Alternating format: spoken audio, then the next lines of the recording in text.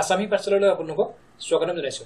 আজি আমি যে ভিডিঅ' আনিছো এই ভিডিঅ'টো আনিছো আমি 25টা বছৰ কোৱেশ্যনৰ ওপৰত আৰু কোৱেশ্যনবোৰ আমাৰ আপকামিং এক্সামবোৰ যেনে ধৰক PNRD পঞ্চায়ত হেল্থ এনেকুৱা ধৰণৰ এক্সামবোৰৰ কাৰণে অতিকে গুৰুত্বপূৰ্ণ হয়। সো আহকচোন আমাৰ এই ভিডিঅ'টো আৰম্ভ কৰোঁ। প্ৰথম বস্তুটো হৈছে চুকাফা এৱাৰ্ড 2020 কনফাৰেন্স 2। এইটো হৈছে 2020 চনৰ চুকাফা এৱাৰ্ড কাক দিয়া হৈছে আৰু ইয়াত 4টা অপচন দিয়া হৈছে আৰু ইয়াৰ উত্তৰটো হ'ব নম্বৰে ইয়েছে দৰ্জে থংচি। আৰু ইয়েছে দৰ্জে থংচিৰ বিষয়ে ক'বলৈ হ'লে তেখেত অৰুণাচল প্ৰদেশৰ এগৰাকী লেখক হয় আৰু লগতে তেখেতক 2020 চনৰ পদ্মশ্ৰী এৱাৰ্ডো দিয়া হৈছে। আৰু যিহেতু কৈছোঁ আমি চুকাফা এৱাৰ্ড প্ৰতি বছৰে 2 ডিচেম্বৰত দিয়া হয় আৰু এই এৱাৰ্ডটো 1996 চনৰ পৰা দি থকা হৈছে। 2 নম্বৰ প্ৰশ্নটো হৈছে BRICS summit 2020 hosted by which country. এইটো হৈছে 2020 চনৰ ব্ৰিক্স সামিটৰ আহ্বায়ক কোনখন দেশে কৰিছিলে আৰু এই উত্তৰটো হ'ব নম্বৰে ৰাছিয়া। আৰু যিটো কৈছোঁ আমি ব্ৰিক্সত 5খন মেম্বাৰ কাণ্ট্ৰি আছে।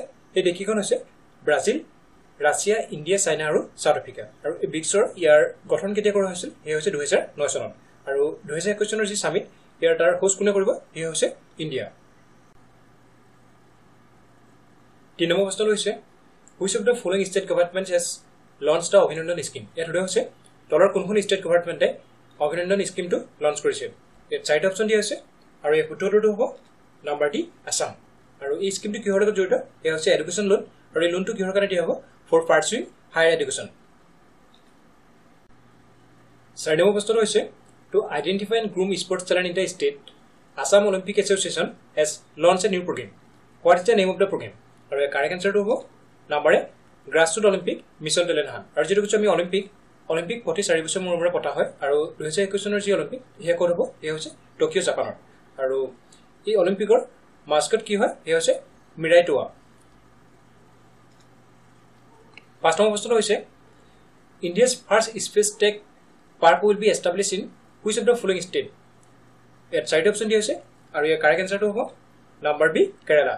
আৰু এয়া হৈছে ভাৰতৰ প্ৰথম স্পেচ চিষ্টেম পাৰ্ক।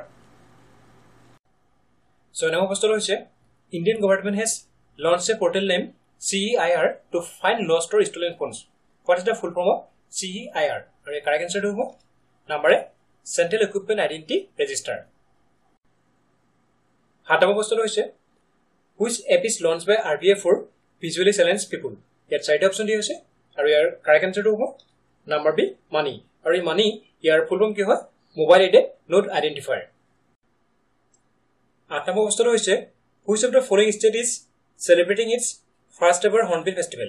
ইয়াত হৈছে তলৰ কোনখন ৰাজ্যই প্ৰথমবাৰৰ কাৰণে হৰ্ণবিল ফেষ্টিভেলটো উদযাপন কৰিছে। ইয়াত 4টা অপচন দিয়া আছে আৰু ইয়াৰ কাৰেক্ট এনচাৰটো হ'ব নম্বৰ বি ত্ৰিপুৰা। এই ত্ৰিপুৰাত প্ৰথমবাৰৰ কাৰণে হৰ্ণবিল ফেষ্টিভেলটো উদযাপন কৰা হৈছে আৰু এই ফেষ্টিভেলটো উদযাপন কৰাৰ তেওঁলোকৰ মেইন এইম হৈছে to conserve the forest part hornbill আৰু লগতে তেওঁলোকৰ যি টুৰিজম ইণ্ডাষ্ট্ৰী আছে তাক প্ৰমোট কৰা। আৰু নৰ্থ ইষ্টৰ যদি আমি বাকী ষ্টেটৰ কথা যদি বিবেচনা কৰোঁ নৰ্থ ইষ্টৰ আৰু এখন ৰাজ্যই এই হৰ্ণবিল ফেষ্টিভেল উদযাপন কৰে। এই ৰাজ্যখনৰ নাম হৈছে নাগালেণ্ড আৰু নাগালেণ্ডৰ কোনখন গাঁৱত এই ফেষ্টিভেল উদযাপন কৰা হয় কিছামান। 9 নম্বৰ প্ৰশ্নটো হৈছে the red data books publish by the international union for conservation of nature and natural resources or IUCN contain list of. এইটো হৈছে IUCN পাব্লিছ কৰা ৰেড ডাটা বুকছখন কিহৰ লগত জড়িত আৰু ইয়াৰ কাৰেক্ট এনচাৰটো হ'ব number B threatened plant and animal species. 10 number প্ৰশ্নটো হৈছে the speaker of Lok Sabha is elected by. ইয়াত হৈছে লোকসভাৰ স্পীকাৰক কোনে নিয়োগ কৰে।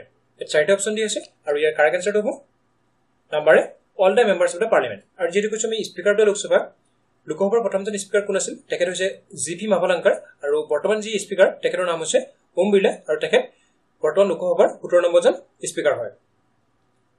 Question number 11 is the first amendment made in 1951 added a new schedule to the constitution. ইটো হৈছে ডেথ শ্বেডিউল। ইয়াত হৈছে আমাৰ কনষ্টিটিউশ্যনৰ যি ফাৰ্ষ্ট এমেণ্ডমেণ্ট সেয়া কৰা হৈছিল 1951 চনত আৰু এই এমেণ্ডমেণ্টৰ থ্ৰুত এটা শ্বেডিউল আমাৰ কনষ্টিটিউশ্যনত এড কৰা হৈছিল আৰু এই শ্বেডিউলটো কোনটো হয় আৰু এই কাৰেক্ট এনচাৰটো হ'ব নম্বৰ C 9। 12 নম্বৰ প্ৰশ্নটো হৈছে the legal adviser to a state government is known as the. ইয়াত হৈছে ষ্টেট গভৰ্ণমেণ্টৰ লিগেল এডভাইচাৰ কি বুলি জনা যায়। ইয়াত 4টা অপচন দিয়া আছে আৰু ইয়াৰ কাৰেক্ট এনচাৰটো হ'ব নম্বৰে এডভোকেট জেনেৰেল। আৰু যিহেতু কৈছোঁ আমি এডভোকেট জেনেৰেল অসমৰ বৰ্তমান এডভোকেট জেনেৰেল কোন হয় তেখেত হৈছে শান্তনু ভৰালী। আৰু কুৱেশ্যন যিহেতু সোধা হৈছে legal adviser to a state government কুৱেশ্যনত যদি সোধে যে legal adviser of central government কোন হয় তেতিয়াহ'লে তাৰ এনচাৰ হ'ব এটৰ্নি জেনেৰেল অফ ইণ্ডিয়া আৰু ভাৰতৰ বৰ্তমান এটৰ্নি জেনেৰেল অৰ এজিএ কোন হয় তেখেত হৈছে কে Venugopal Question number 13 is the concept of suspension of fundamental rights in Indian constitution has been taken from which country's constitution এটো হৈছে আমাৰ কনস্টিটিউচনৰ যি ফান্ডামেন্টাল ৰাইটছৰ যি সাসপেনশনৰ যি প্ৰভিজন আছে এই কোনখন দেশৰ পৰা লোৱা হৈছে এই চাৰিটা অপচন দি আছে আৰু এই কাৰেক্ট আনসাৰটো হ'ব number B Germany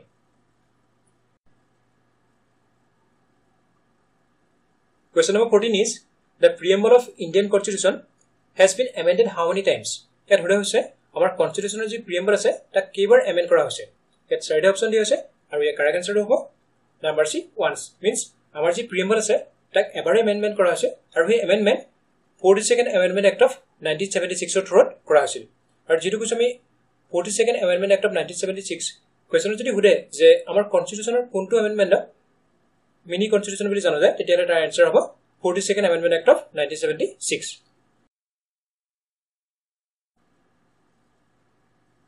Question number 15 is which of the following writers did not have a profound influence on the thinking of Mahatma Gandhi এত হুদে হৈছে তলত দিয়া কোনজন ৰাইটাৰৰ মহাত্মা গান্ধীৰ যি চিন্তাধাৰা বা বিচাৰধাৰা প্ৰভাৱ নাছিল ইয়াত চাৰিটা অপচন দিয়া হৈছে নাম্বাৰ এ টলষ্টয় নাম্বাৰ বি থৰিও নাম্বাৰ সি ৰাস্কিন আৰু লাষ্ট অপচন হৈছে মাৰ্কস আৰু এই কাৰেক্ট আনসাৰটো হ'ব number D marks Question number 16 is the British Governor General and Viceroy who served for longest period in India was ইয়াত হুদে হৈছে কোনজন ব্ৰিটিছ গভৰ্ণৰ জেনেৰেল আৰু ভাইসৰয়ে ভাৰতত দীঘলীয়া সময়ৰ কাৰণে কাৰ্যনিৰ্বাহ কৰিছিল এই চাৰিটা অপচন দিয়া হৈছে আৰু এই কাৰেক্ট আনসাৰটো হ'ব নাম্বাৰ বি লৰ্ড ডেলহৌসি আৰু যেটো কৈছো আমি লৰ্ড ডেলহৌসি কোৱেশ্যন যদি হুদে যে মেকাৰ অফ মডাৰ্ণ ইণ্ডিয়া কোন হয় তেতিয়াহ'লে তাৰ আনসাৰ হ'ব লৰ্ড ডেলহৌসি লগতে তেখেতক ফাদাৰ অফ ইণ্ডিয়ান ৰেলৱেজ বুলিও জনা যায় Question number 17 is the song Jana Gana Mana composed by Rabindranath Tagore was first published in January 1912 under the title of আৰু এই কাৰেক্ট আনসাৰটো হ'ব নাম্বাৰ সি ভাৰত বিধাতা আৰু যেটো কৈছো আমি জনগণ মন এই জনগণ মন আমাৰ নেচনেল এন্থেম হিচাপে কোনটো চনত লোৱা হৈছিল এয়া হৈছে 24 জানুৱাৰী 1950 চনত 18 নম্বৰ প্ৰশ্নটো হৈছে the Swaraj Party was formed by এটা হৈছে স্বৰাজ পাৰ্টি কোনে গঠন কৰিছিল ইয়াত চাৰিটা অপচন দিয়া হৈছে আৰু এই কাৰেক্ট আনসাৰটো হ'ব নাম্বাৰ সি চিত্ৰৰঞ্জন দাস আৰু মতিলাল নেহৰু 19 নম্বৰ প্ৰশ্নটো হৈছে who said that the exploitative nature of British rule was bleeding India white এত হুদে হৈছে কোনজন ব্যক্তিয়ে ব্ৰিটিছৰ যি হুকুমকাৰী নীতি তাক ব্লিডিং ইণ্ডিয়া হোৱাইট বুলি অভিহিত কৰিছিল আৰু ইয়াৰ কাৰেক্ট আনসাৰটো হ'ব নাম্বাৰ বি দাদাভাই নৰোজি 20 নম্বৰ প্ৰশ্নটো হৈছে the second largest barrier reef after the great barrier reef in the world is আৰু ইয়াৰ কাৰেক্ট আনসাৰটো হ'ব নাম্বাৰ এ বেলাইছ বেৰিয়াৰ ৰিফ 21 নম্বৰ প্ৰশ্নটো হৈছে শিপকিলা পাছ ইজ situated in ইয়াত হুদে হৈছে শিপকিলা পাছটো ক'ত অৱস্থিত আৰু ইয়াৰ কাৰেক্ট আনসাৰটো হ'ব নাম্বাৰ সি হিমাচল প্ৰদেশ 22 নম্বৰ প্ৰশ্নটো হৈছে the Brahmaputra river is known as dash in Tibet ইয়াত হুদে হৈছে টিবেটত ব্ৰহ্মপুত্ৰ নদী কি নামেৰে জনা যায় ইয়াত চাৰিটা অপচন দিয়া হৈছে আৰু ইয়াৰ কাৰেক্ট আনসাৰটো হ'ব number C টিচাংপো Question number 23 is which is a unit of measurement used with computer systems number a byte number b kilobyte number c megabyte number d gigabyte আৰু লাষ্ট অপচনটো হৈছে all of the above আৰু এই correct আনসাৰটো হ'ব number E all of the above Question number 24 is a collection of 8 bits is called ইয়াত হুদে হৈছে 8 বিটছৰ কালেকচন বা গুটক কি বুলি কোৱা হয় number A byte number B bit number C word আৰু লাষ্ট অপচন হৈছে ৰেকৰ্ড আৰু এই কাৰেক্ট আনসাৰটো হ'ব নাম্বাৰ এ বাইট 25 নম্বৰ প্ৰশ্নটো হৈছে C BASIC COBOL and Java are examples of these languages ইয়াত হুদে হৈছে সি বেসিক কোবল আৰু জাভা কি ল্যাঙ্গুৱেজৰ এক্সাম্পল হয় আৰু এই কাৰেক্ট আনসাৰটো হ'ব নাম্বাৰ বি কম্পিউটাৰ ইয়াৰ লগতে আজিৰ আমাৰ এই ভিডিওটো অন্ত পৰিল যদিহে আজি আমাৰ এই ভিডিওটো আপোনালোকৰ ভাল লাগিছে তেন্তে প্লিজ লাইক শেয়াৰ কৰিব নাপাহৰিব আৰু লগতে কোনো নতুন বন্ধু বান্ধৱীয়ে যদি আমাৰ চেনেলটো আজি ফাৰ্ষ্ট টাইম ভিজিট কৰিছে তেন্তে প্লিজ সাবস্ক্ৰাইব কৰিব নাপাহৰিব ধন্যবাদ